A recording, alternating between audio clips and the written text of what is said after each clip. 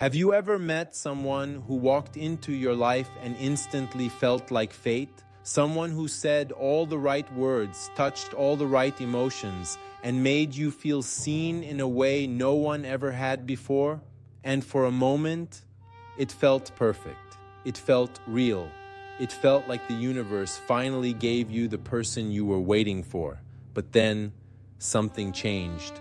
Their love shifted. Their tone shifted. Their warmth slowly turned into pressure, control, and confusion. That wasn't love. That was love bombing. And today, I'm showing you the 5 red flags that reveal it. Love bombing doesn't start with danger. It starts with comfort. It starts with intensity that feels magical, emotional, and almost spiritual. You tell yourself, maybe this is what real love feels like. But deep down, something feels too fast, too intense, too overwhelming to be natural, because love bombing isn't about loving you. It's about hooking you, creating emotional dependence before you even realize it's happening. So let's move into the first red flag, the one that almost everyone mistakes for real love. The first red flag, the beginning of love bombing, feels addictive because it is. When someone showers you with attention, affection, and praise all at once, your brain releases dopamine. And that chemical rush makes everything feel exciting and meaningful. They're always available, always attentive, always saying how special you are, even though they barely know you. And you start believing it because you want to believe it. We all want to feel chosen. We all want to feel seen. But real love grows gently. Love bombing grows aggressively. If someone moves too intensely, too fast, without the time to actually know you, they're not loving you. They're creating a honeymoon illusion designed to pull you in before your logic catches up. Second red flag, one of the clearest signs of love bombing is how quickly the relationship escalates, not over months, but days.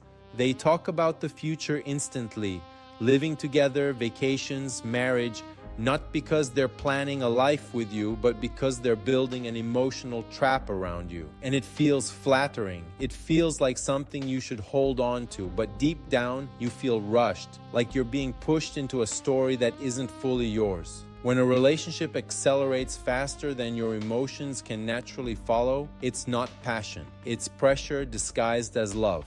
And the third red flag, a love bomber becomes everything you've ever wanted. Instantly, they mirror your tastes, your values, your dreams. They agree with your opinions, adopt your interests, and tell you they've never met anyone like you.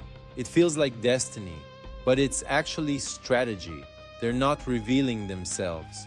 They're studying you and reflecting back the version of a partner you've always hoped for. But the moment you get attached, the mirroring stops, the mask slips, and the person in front of you no longer matches the fantasy they created. When someone feels too perfect, it's usually because they're performing, not connecting. Red flag number 4, when affection turns into control. This is the turning point. The moment love bombing stops feeling like love. They start small. A comment about who you spend time with, a question about where you're going, a subtle critique of your clothes, your friends, your choices. Nothing loud, nothing direct, just enough to make you second guess yourself. And because they were so loving at the beginning, you try to be understanding. You try to avoid upsetting them. You shrink a little, thinking it will help. But that was the goal all along. The affection wasn't a gift, it was an investment.